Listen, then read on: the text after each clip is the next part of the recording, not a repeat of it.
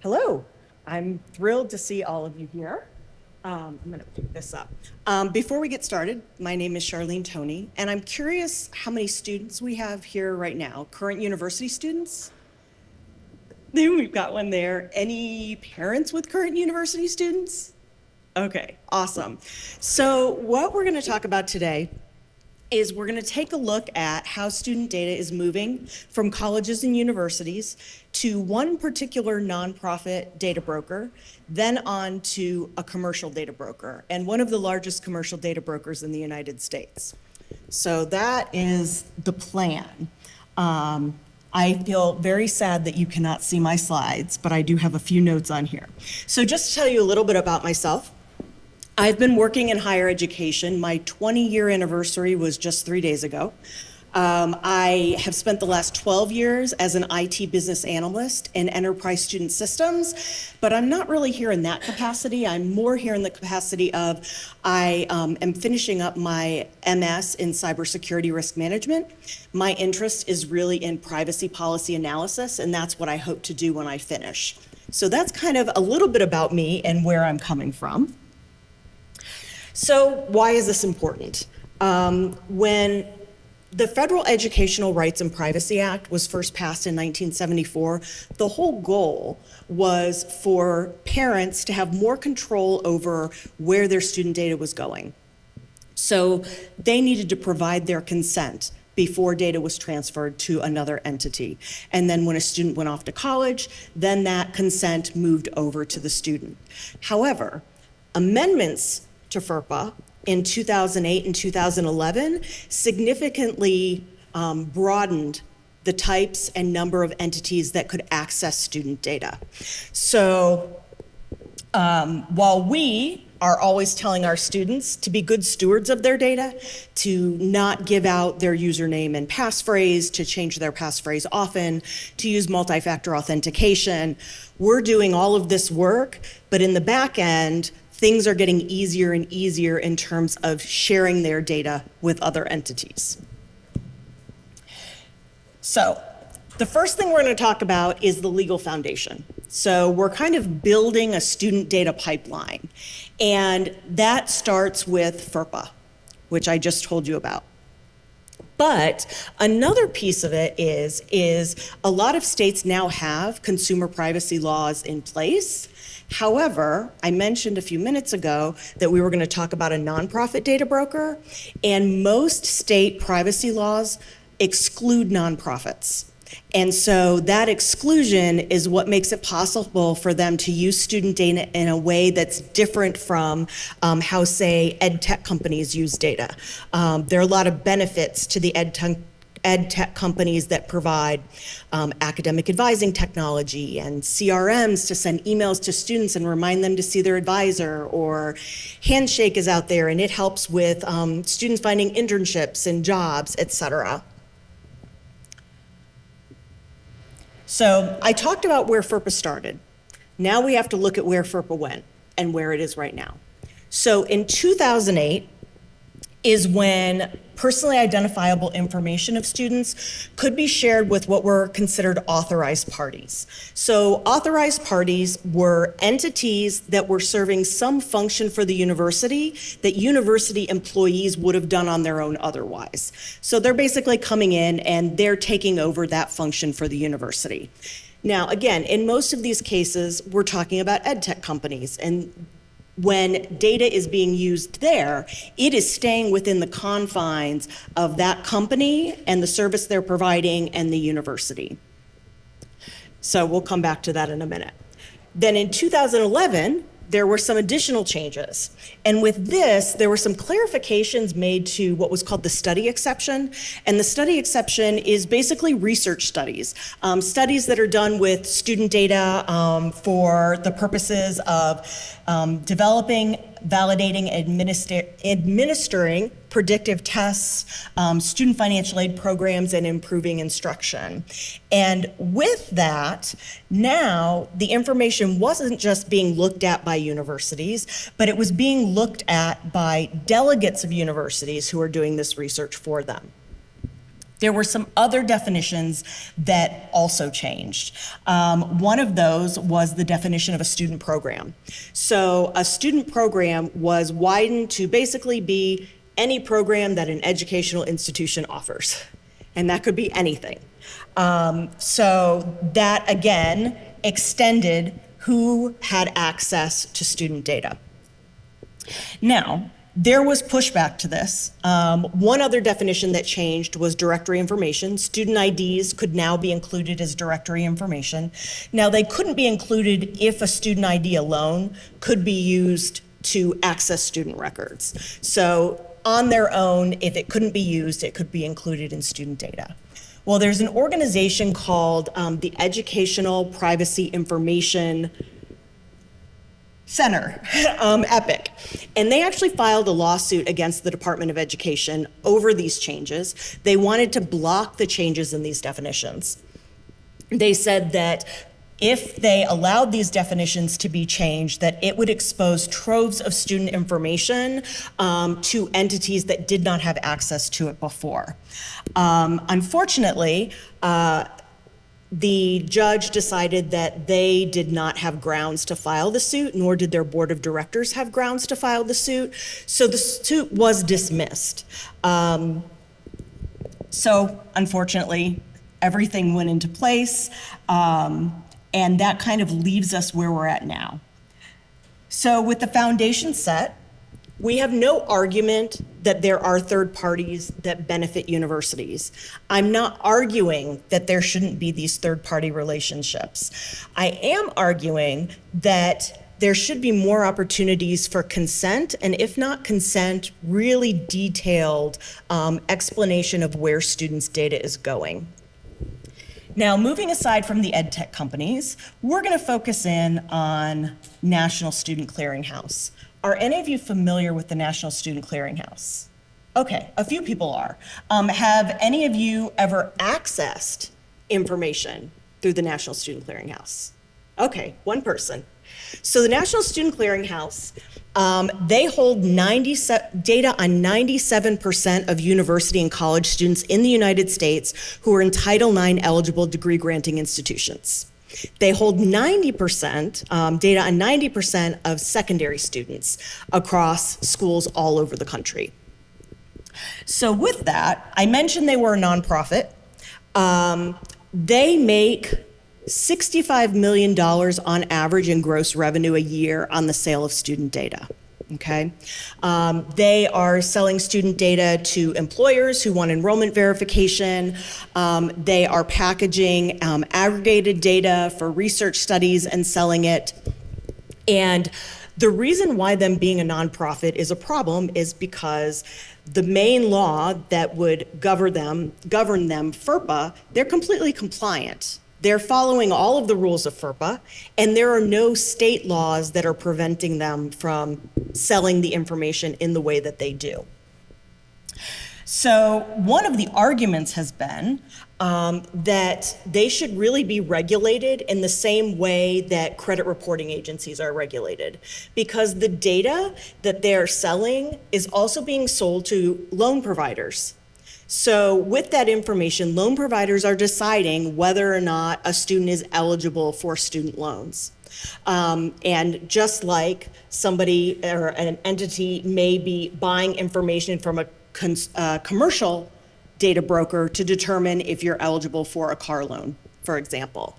And so the argument has been made that they should be governed in that way. Unfortunately, they're not at this point.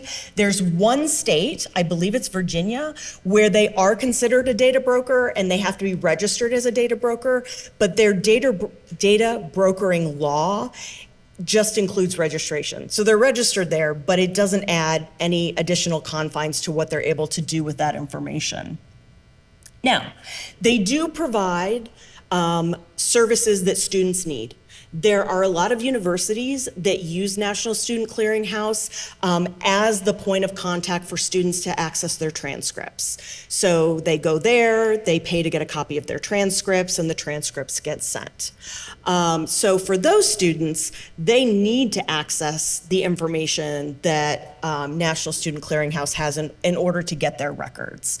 But they're also doing enrollment verifications. They do reporting to the Department of Education related to Title IX, and then they offer a lot of products that deal with data analytics, research, predictors of success, looking at not just the freshmen who came in, but your entire student body, and are we seeing graduation rates go up or go down? So these are the types of products that they're offering. And again, everything they're doing is in line with FERPA. In fact, if you could see it here, on their website, they have a seal for I Keep Safe, for the I Keep Safe FERPA certification. And it demonstrates compliance with FERPA as well as I Keep Safe's rigorous guidelines. They also have a certification with AICPA, and this specifically has to do with keeping financial data secure for students. Okay, so the next thing I did is I took a look at their privacy policy. Their privacy policy was about 20 pages long, which in the land of privacy policies, that's actually not very long at all. It did not take me very long to read it. One thing that they say is that they collect both directory and non-directory information from students. And if something is incorrect that they have, they will not correct it for a student. The student has to go back to their university or college and ask that it be corrected there, so that then when the information gets sent again to National Student Clearinghouse, they have the correct information. They also say, and this quote is actually in FERPA, so it's coming directly from the regulation. It says, directory information may be disclosed without consent, as it consists of information that is generally considered not to be harmful or an invasion of privacy if disclosed. Now, the problem with this is, well, there are a number of problems with this. First, if a student read the privacy policy, because I know everybody here who has been or is a student has definitely read the privacy policy.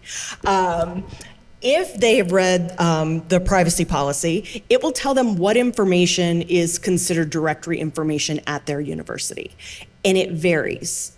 We all have ideas of what we think directory information is, and I'm kind of old school. Like, I still think of directory information as what was in the phone book that they threw on your front porch every so often. So what a student has in their mind about what directory information means may not be correct.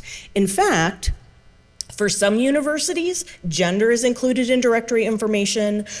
First language is included, not only their full address, but the address of their legal guardians. Student ID pictures are included. Student identification numbers are included. So there's a lot of information that can potentially be included in directory information. And because it's been classified as that by the university, it's considered perfectly fine for that information to be shared without consent of the student. Now, something that I found really interesting is they say, which is common among websites, they say that they collect information from people who visit their websites. And they collect additional personally identifying information from people who order things on their websites. And so we might go, well, just don't use their website. And then you don't have to worry about it. But some students don't have a choice. They have to use the website because that's their only way to access their transcripts. And what National Student Clearinghouse says is if you don't want to give the information, that's fine. Just don't interact with our websites. Like, that's your option. You either agree to give the data or you just don't use our sites. And like I said, that's not an option. If a student needs a degree verification for a new employer or for some other purpose, they have to interact with the website. Now, I was interested in what a degree verification report looked like. Again, you have to pay for it. It's not free. If they were covered, say, under California's privacy protection laws, then National Student Clearinghouse would be required to give students access to their data for free, to make sure that it's all correct. And if things were incorrect, then National Student Clearinghouse would have to correct that data. But because they don't, they charge. They charge $13 for an enrollment verification. So I just looked at my undergrad because my master's was in another place and I didn't want to pay $26. And I took a look and it had all of my degree information and all of my current enrollments because I'm doing a second master's degree. But what I was really interested in was the terms of service, because you can't access the terms of service until you say that you want to purchase an enrollment verification. So under the terms of service, it says that the request must come from either an organization providing products or services based on an individual's status as an enrolled student. What products or services? I don't know. What's included, what's not included? An employer seeking to verify professional certifications, dates of attendance, current enrollment, or degree of an applicant or employee. A lender, loan servicer, or guarantee agency, a school, state, or local educational authority, and then a student who is self-verifying, which is what I was. Now, since I was self-verifying, I don't know what proof they require of the other people who have access. Like, do you just say that this is who you are, or do they have to prove in some way how they're going to use the data and that they actually need the data that they're asking for? And this is where things get fun. So we've got one third party. Information is coming from the universities and it's all landing in National Student Clearinghouse and they've got all this data on students. And then they decide to partner up with one of the largest commercial data brokers in the United States, our favorite, Equifax. And I have to say, this is kind of timely. Last week, I got my virtual debit card for $7.74 from the Equifax breach that happened a while back. So I got my settlement on that. I'm feeling good about that. So you can't see what I'm looking at here, but this is actually a headline from August 18th of 2021. Equifax Workforce Solutions set to enhance its pre-employment verification services with new talent report education. So this was a strategic partnership between National Student Clearinghouse and Equifax. It was an exclusive partnership as well. And when somebody asked about what data was going to be included in this new talent report education from Equifax, it was all available post-secondary degree information from participating clearinghouse institutions. So basically everything. And this report was specifically being targeted to HR professionals, employers, talent professionals, headhunters, as well as background screeners. So those were kind of the target market for this new partnership. So I really, really wish that you could see the next slide because it's really nice. It's got a road and the road kind of forks off. And so you're going to college and now all of this information is going to the National Student Clearinghouse. The National Student Clearinghouse off this way is sending your data to entities that are doing school research and predictive analytics. They're sending it to financial aid providers, and they're sending it to state and local educational authorities. Okay.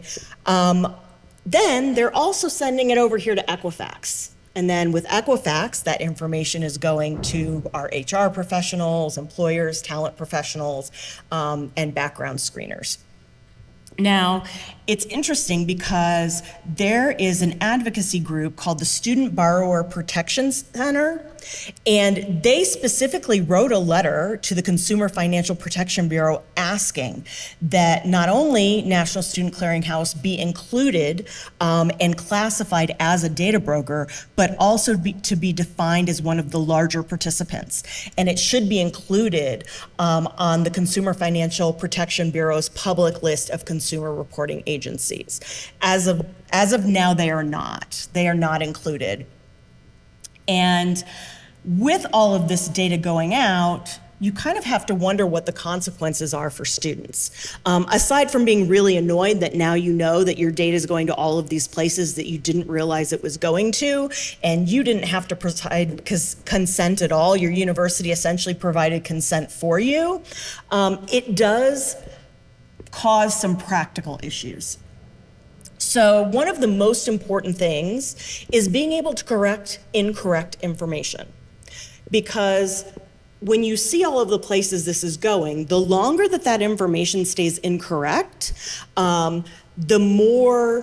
farther reaching it is, the more people who have accessed it, who are using it, and this can cause particular problems for financial aid, which I'll talk about in a second.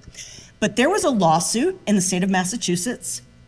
It was Robinson v. National Student Clearinghouse, and these students sued National Student Clearinghouse because what they were charging for students to access their information was over the maximum allowable charge for credit reporting agencies. By, I think, between $2.45 and $2.95, I think is the exact amount. But they were charging more than it would cost if you purchased your credit report from a credit reporting agency outside of the one free one that you get each year. That ended up going into mediation, and National Student Clearinghouse did pay a $1.9 million settlement for that particular lawsuit, and they promised to always keep their prices no more than the maximum that it would cost to get your credit report. Now, right now, the last time I looked, the maximum was $15.50. I paid $13 to do my enrollment verification.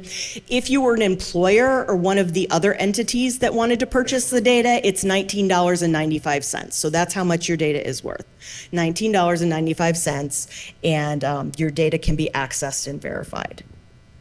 So I was talking about financial aid and financial impact.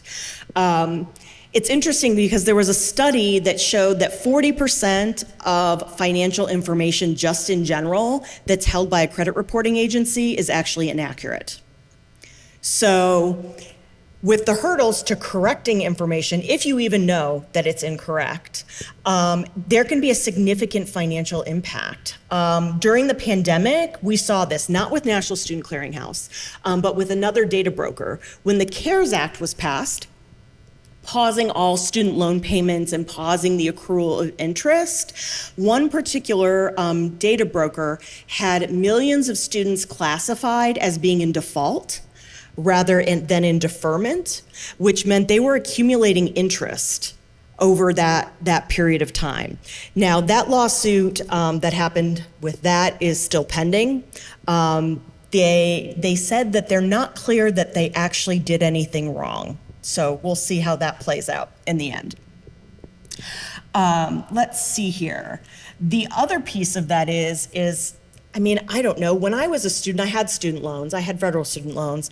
I didn't really follow them very carefully. Like, honestly, I didn't follow them at all. I looked at them when I graduated and realized that in 6 months I was going to have to start paying on these student loans. But I wasn't looking at them at all. And even then, it was like, okay, I consolidated them. I have this monthly payment. I paid it. I never really looked at anything. So when incorrect data is going in, that could mean, one, that students are paying hundreds to thousands of dollars more on their student loans because data has incorrectly been provided. Students can lose financial aid.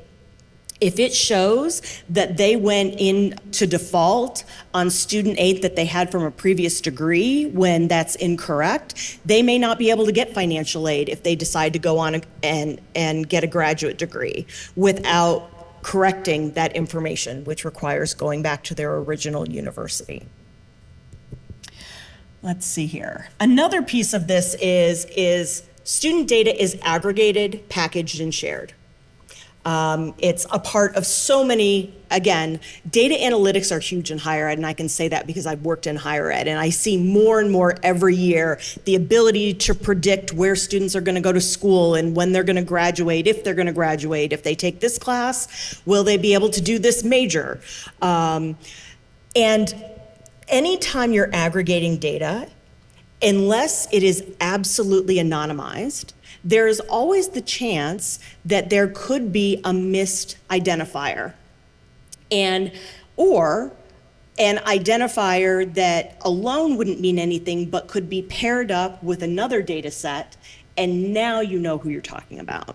So there's the chance that data that wasn't supposed to be tied to any particular person could be de-identified, attached to you, And then that's packaged and resold, and it's on its way to wherever it's going next. So there are some real practical issues with the way that data is moving. And it's concerning that it falls in the middle of this loophole. It is not covered by most state privacy laws. Everything that they're doing is okay with FERPA, and so if they don't have to ask for consent, then why would they ask for consent? So I've thought about some next steps. I've thought about what, what should be done, what should we do? Part of this is on former students, current students, parents of students, to approach their universities. Most universities say on their website somewhere that their information will be shared with third parties, but who knows what third parties means? You don't know for sure who that information is being shared with. It's also being shared with potentially providers that don't really need it. Like, I consider the types of ed tech that are used in higher ed. There's the ed tech that is mandatory. Like, if your university is using Canvas and that's where all your professors are putting all of your information, Canvas needs to have your information. But for example, me, I'm a returning student who is of an age, and Handshake, which is being used for internships and jobs, well, most of the recruiters on there, they're looking for students who are just finishing their degree. They're in their 20s and they're just starting their careers. They're not really looking for me, and I didn't like getting all of the ads from them. And so I requested to have my information removed from Handshake. But nobody said that that could be done. I just happened to work with a lot of student data and said, hey, I don't want this to happen, so take it out. So I think there should be a separation between what is required and what is not required. And that not required should involve consent. Do you want to be included? Do you want to use these career services that are online? You don't want to use them? Okay, then we won't include your data there. I think nonprofit data brokers need to be included in state consumer privacy laws. That's just, when you get right down to it, right now they're not being covered by anything other than FERPA. And under FERPA, students don't have, you may or may not be familiar with the phrase, a right to private action. And what that means is if you think that, say you think National Student Clearinghouse violated FERPA by exposing your information in some way, you can't file a lawsuit. You have no right to file a lawsuit because your information has been shared. What you can do is you can write a letter to the Department of Education. The Department of Education can investigate it, and theoretically, they could remove funding from a university for FERPA violations, but how many times do you think that has happened since 1974? Yeah. Funding's never been taken away because of a FERPA violation. And so what recourse do students have? If their information is being shared in a way that's completely legal, they're kind of stuck. And part of it is education. Educating students more, not only on, don't share your passphrase, don't share your username, use multi-factor authentication. All of that is great, but it's also educating them on, do you know where your data is going? Does your university tell you where your data is going? Ask the question, where's my data going? Where is it living? That seems very logical, that it should be information that should be accessible to students from the very beginning without them having to ask. Yes, it's probably a pain because there are probably a lot of places it's going, and for the university to want to put that all on a website is probably annoying. And updating it every time they change a vendor is annoying. But students have the right to know. They have the right to know where their data is going. So that kind of brings me to the end of my formal part of the presentation. I had up here my LinkedIn. If anybody wants to connect on LinkedIn, I'll be here afterwards. I'm happy to connect with you. I had it up here on the slide. But I wanted to leave some time. We've got about 15 minutes. If anybody has questions, things they want to voice, experiences that they've had, I'm happy to open it up. Yeah. So you mentioned that the regulation about third parties. Would you find it beneficial, at least in part, that institutions are required to, or at least advantageously disclose who they share data with? Yes, I think it would be very advantageous. I think students have the right to know. And I feel like when you start at a university, or they have to give their privacy policy once a year, that has to be provided. So once a year, you've got one page that says, here are all of the entities your data is being shared with, and this is what these entities do. This is how they're helping us. And you don't really have a choice here, but here's the information. And then you have the next page that's, here are some other resources you can take advantage of. Do you want to opt into any of these? Do you want your information included for career services? Do you want your information included for student activities? And for those things that are not required for fundamental services of the university, they should have the ability to opt in and provide that consent.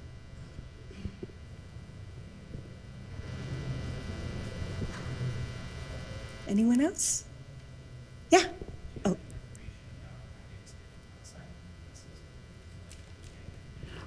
I don't, and I have a working knowledge of the GDPR. And I know that, so the California state privacy law was actually based on the GDPR. And the GDPR is the strictest privacy law that exists internationally right now. And with them, and I hope I can pull this off the top of my head, but you have the right to access, you have the right to correct. You also have the right to say, I don't want my information to be held by this business or entity, and I don't want my information sold or shared. And that getting rid of the information from the entity, they also have, it's called the right to be forgotten. So once your information is no longer needed for an essential purpose by that entity, you can request that all of your information be purged. You had a question? Well, I was just the level of detail you recommend is to just need to ask about how they got privacy is a pretty conceptual there and structure, but what level of detail do you recommend? Yeah, I mean, there are a lot of third-party entities that they're working with. I think that what should be disclosed are the critical entities to the day-to-day. The learning management system, student services, CRM. Most students aren't familiar with what CRMs are, like Salesforce, just so that they're aware, so they have a better understanding. I'm sure I know for a fact that there are also third parties that do the processing of bursar payments, and I don't know that necessarily needs to be included, but I feel like a lot of the critical functions of the university, if the student information is going there, they should know. Yeah. So one of the things turning it into the individual verification, it's the large corpus of data. Do you know or have knowledge of the anonymity factor? If it's a very granular amount of detail, you can identify individuals, or if it's a big, broad, and Sure. Sure. The data that's being packaged and sold for research and data analytics, et cetera, that information is aggregated. So theoretically, it should not be identifiable to any particular person. Obviously, the data that is related to transcripts, enrollment verifications, financial aid, that type of information is all granular, can be identified and attached to a specific person. Any last questions? Oh, yeah, no, go right ahead. I think one of the things that would concern me most is changing, because if I'm giving data that's not critical to my study path, but being profited upon by an organization. You mentioned they're not written, but there was 65. They are classified as a nonprofit.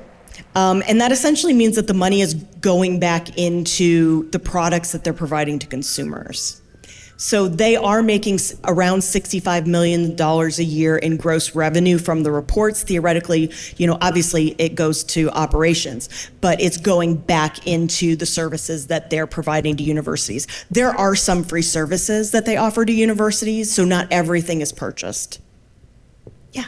You mentioned that there was a product that you weren't able to opt out of, but do you have the right to request information about you that's been gathered?